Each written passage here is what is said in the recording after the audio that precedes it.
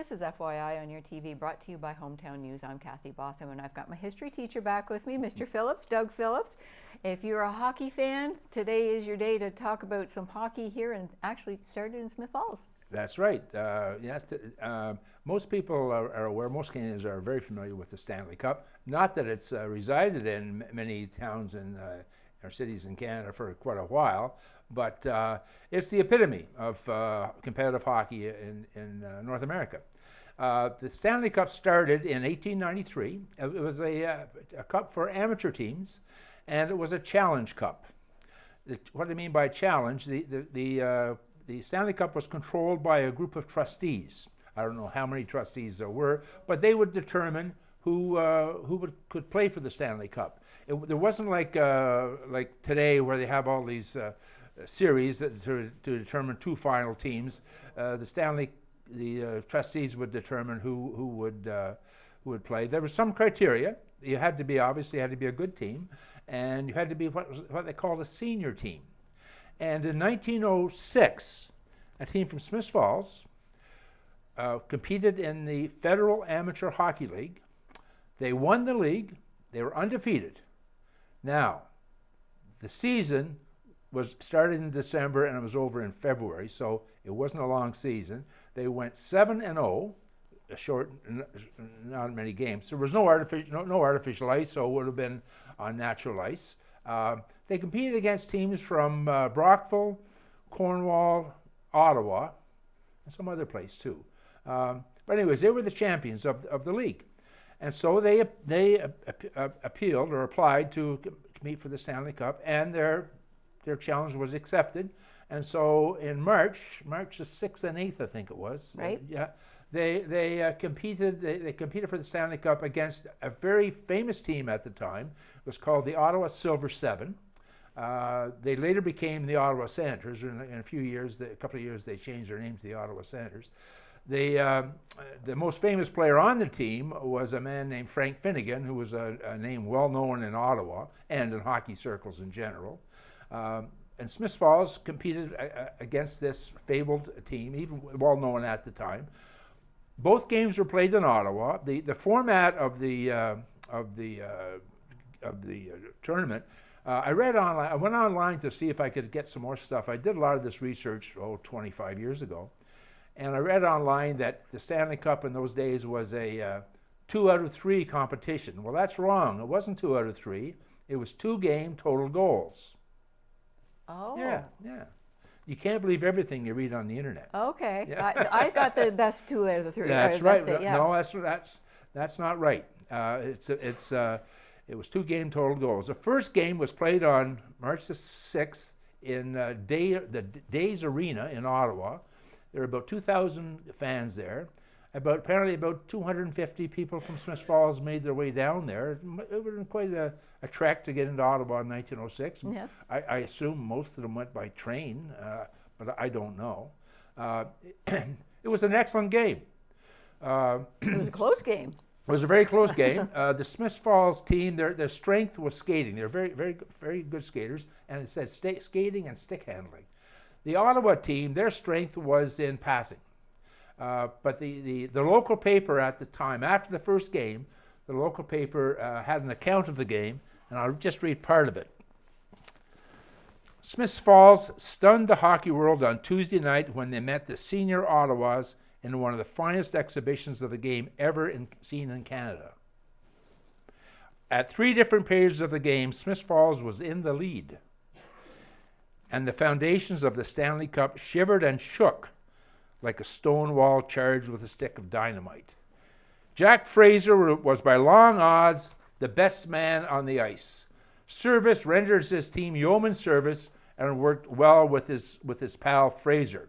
The Falls forward line put it all over for speed and stick handling, but the latter's great passing took effectively against their opponents. So they mentioned Fraser and Service. There were 2 of the players. 3 other players there was an Armstrong and a Brown and a May, and there was a man named Ross. The captain of the team was a man named Percy Lachouer. Now, probably pronounced that name wrong. The first game of the regular season, the regular goaltender got injured. And so Percy Lachouer, who was the captain of the team, he moved back and played in nets.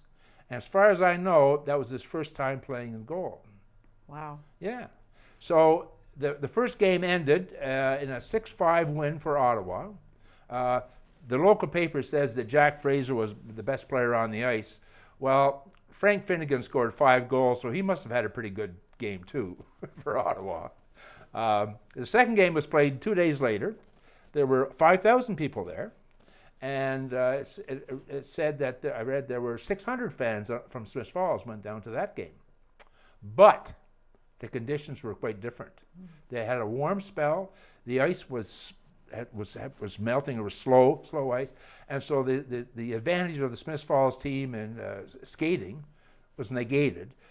The Ottawa team won it very handily. Was it 8-2? 8-2. 8-2. Yeah. 8-2. So the total goals, Ottawa won by 3 goals, 3-goal margin.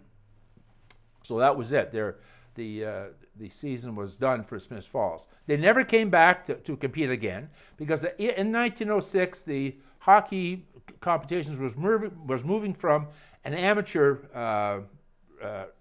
competition to a professionals. There were some professionals coming in. Within a couple of years, I don't even know in 1907 if any amateur teams competed. It was moving into, and in a few years the NHL was formed. So this was kind of the tail end of the amateur competitions for the Stanley Cup.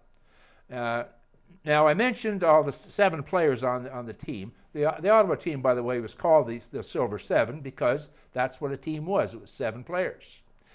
The Smiths Falls team had 7 players, but I'm not aware of any player who was from Smiths Falls. They came here to play hockey, as far as I know. Now they were amateurs, so they would have had to have a job. I know what Percy Lachouer did. The biggest employer in town at the time would have been Frost and Wood. Mm-hmm. Another big employer would have been the railroad. And there were other industries associated, well, because Frost and Wood was so dominant, there were other smaller industries around. But Percy Lachouer didn't work at Frost and Wood. He didn't work in the railroad. He didn't work in any manufacturing, any other manufacturing facilities. He worked in a bank. He was a bank clerk. That's what he was called. And he played in hockey here for 3 years. And at the end of each year, each season, they would have a banquet at the Rita Hotel, and they would celebrate their accomplishments or whatever. And I remember reading in the local paper that at one of those banquets, there was a reference to the banks perhaps were trying to stack a team in Smiths Falls. Oh. I don't know any more about it than that, but it sounds like maybe some bank manager was a big hockey fan, and he tried to arrange to get other players in. Percy Lachouer was born in Quebec City. Oh, okay. Yeah. So he played hockey here for 3 years. But when Ottawa moved on, the Ottawa Silver Seven moved on, and they had another challenge to meet that year. A team could have more than one challenges. The Stanley Cup could be competed for more than once in a season. So another team from Montreal challenged, and they were accepted. And the first game, the Ottawa team lost like 9-1. Wow. Mm-hmm. They were very unhappy with their goaltender. But they remembered how good the Smiths Falls goaltender played, and they came to Percy Lachouer and asked him if he would join the team, and he did. And they were down 9-1 after one game. They almost pulled it out. They almost kept the cup. Wow. But the Montreal team ended up winning they went in with a 7-goal margin in the second game, and they ended up winning by 2 goals. Wow. So Percy Lachouer stayed with the Ottawa team. He won his team when he was there. The team won 2 Stanley Cups. In about 1913, I think it was, he was traded to a Toronto team, the Toronto Shamrocks. They didn't win any Stanley Cups in Toronto. and by this time it was professional. Percy Lachouer that was his living, making a living playing hockey. He was in hockey as a player until 1916, and then he served in the war. for 2 years. After the war, he stayed in hockey, but not as a player. He was done as a player. His first foray into hockey after the war was as a referee. Oh. Yeah. And then he became a coach. He did coach at the NHL level for a very short period of time. Most of his coaching experience was at the lower levels, in what called the minor leagues. He relocated down through southern Ontario. He seemed to spend a lot of time in the Hamilton area, but he was also involved in teams in Galt and Windsor and a few other places. He was a coach. He was a manager of some of these teams. Actually, he even was an arena manager in some of these places. So he stayed in hockey. He got involved in the creation of some teams too. And there was a team down in Windsor that he was involved in the creation of this team that evolved into the Detroit Red Wings. Okay. Now, I'm not saying he was a member. He wasn't an owner like that, but he had some involvement in a team that evolved into the Red Wings. So his life was in hockey. He was a journalist. He wrote at one point. He wrote a column for the Hamilton Spectator, and he made a significant contribution to hockey statistics. Of course, they used to keep track of goals and assists, but in his newspaper columns, he kept track of shots on goal. He was a former goaltender, right? Yes. So he's the guy, when you look at a hockey box score today, you can see who got the goals, who got the assists. They always have at the bottom, shots on goal. Right. That was Percy LeSueur. That was his contribution. That's where it started from. Wow. Okay? And he was a broadcaster. You watch a hockey game today, between the periods, they have so-called experts on talking about the first period. They talk about the game, and the second period they talk about contracts and all kinds of business stuff. Wow. But they have people talking about hockey, between the periods.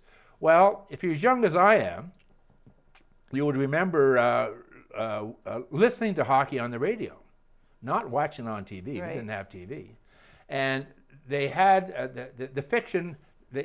Between periods, they had something called the Hot Stove League. And the idea was that people were sitting around a stove talking about hockey, right?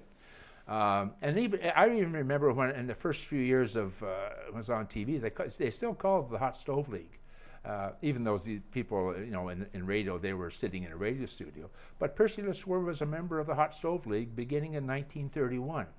Wow. He died in 1962. However, in 1961, he was inducted into the Hockey Hall of Fame. Now, when you go into the Hockey Hall of Fame, you can go into it as a builder or as a player. He had credentials in both. Mm-hmm. One of the things I didn't mention before, he invented, or he developed a new goalie gauntlet, it was called, and he also redesigned the goalie's net. He made some improvements in that. I don't know much more about than that, but he had credentials in both as a builder and as a player. He went in as a player. And what position did he play? Goaltender. And where did he start playing goal? Smith Falls. In Smith Falls. Thank you very much. Without a mask on, too. They no still were mask. wearing masks. No mask. Yeah, exactly. I think your pictures, you'll have some pictures here. He's a good-looking guy. Mm-hmm. Yeah. Mm-hmm. Yeah. Excellent. Anyway, and that's my talk about the Smith Falls hockey team. Well, you know what? The dates, so March 6th and March 8th, yes. That's our Canadian winters. You were saying that the ice wasn't good on March 8th. 2 days it takes in our Canadian winters to warm up and not be good ice. One of the questions is, well, where did they play in Smith Falls? Because they did play in Smith Falls. Well, the Memorial Center, which is gone now, has been replaced by the new rink. That was built in 1947, and it replaced an earlier rink that was built in 1912. And I don't know if you know where that is. When you go up to the Station Theater, to the left, in that block beside the Lee Hotel, on Victoria Street, is it? Victoria Avenue. Victoria Avenue, I believe it is, yeah. That's where there was a rink there, an indoor rink, from 1912 down to about 1946, and it burned down. The rink was privately owned. It was built by the James Brothers in Perth. Maybe you've heard of the James Brothers Hardware. Okay. That was a famous place on the corner there on Gore Street. I think the James Brothers were very entrepreneurial, and they built a rink in Smith Falls, and they ran it until it burned down. So, wow. And then the town took it over, and they built a new Memorial Center. That was the town project. I don't, but that was 1912. We're talking 1906. Maybe you could find out. I'll do some homework. I'll do some homework. Yeah, Could you imagine nowadays asking one of the players to be one of the forwards of the defense, offense, to become a goalie? Can you be a goalie tonight? Yeah. Can you imagine? Well, actually, at very young ages, back then. that's what. Well, I don't know about right now, but when my sons were playing hockey, that was quite common. At a very young age, you would rotate, and that's and it was whoever liked it best. Sort of, they sort of gravitated towards that. But I imagine it still goes on at very young ages. Yes. Yeah. Yes. But. Yes. Yeah, professionals, not professionals. No, for sure. Well, Okay. you know what? While I have you here, yes. and anybody looking for a last-minute Christmas gift, you still have a few weeks left. Yeah. You've been out and about. I There's a have book been site? out and about. On Saturday, I'm going to be at the Heritage House Museum from 1 to 3. You can pick up copies of my book there. I'll be there to sign it for people. In the new year, I have a couple of things already lined up. Maybe I'll talk about them another time. Okay. Yes, I'm very pleased with how it's selling, but more important than that, I'm very pleased with the feedback I've gotten from people. Wonderful. Yeah, there was a member of the Frost family. His name isn't Frost, but he commented on my Facebook page. He said, "Wonderful book." Well, that meant a lot to me, you know. Absolutely, And absolutely. you liked it too. I do too. And Yeah. where can people get this? Oh, they again, can get it at Tom's Locksmithing on Main Street. Modern Times, the health food store on Russell Street. Russell Street. They've taken it on, and at the Heritage House Museum, and out at the Station Theatre. But it's only when their Station Theatre is having performances, and I think they're done now until February. Okay. But it's up at the Station Theatre. There's a few places that people can Yeah, get it. and well, actually, the reason I'm going to the Heritage House is that I dropped off. They took a certain number, to start, and I got a call from them last week. They're sold out. Had to take out some more. So I thought, well, if it's that popular out there, maybe I could show up for a book signing, and people could drop in. And it's well, as you suggested, it is a lovely Christmas gift. It is. It's Yeah. a wonderful Christmas gift. And today, when I leave here, I'm going up to the post office to mail 3 books off to Florida. Wow. Yeah, they're a local man who's relocated to Florida, and he's buying one for himself and one for each of his sisters. Wonderful. Yeah. Wonderful. Well, thank you very much for being here and sharing some more of Smith Falls history. Okay. And one more time, if you want a last-minute Christmas gift, this is wonderful. There's a few locations here in Smith Falls you can They get can it. always So contact me too. that's right. And how do they do that? Well, I'm on Facebook. You're on Facebook, and yes. I mean, I'm in the phone book. I'm not hard to get a hold of. I don't Right. think. Yeah, and the Heritage House Museum will Heritage be able on to, Saturday. Yeah, that's Saturday, right. 1 to 3. Yeah. That's great. Yeah. That's great. Well, thank you very much for coming here again, and we look forward to the next time you come here and Yeah. share a bit more of our Smith Falls history. Okay. Merry Christmas. Merry Christmas to you too.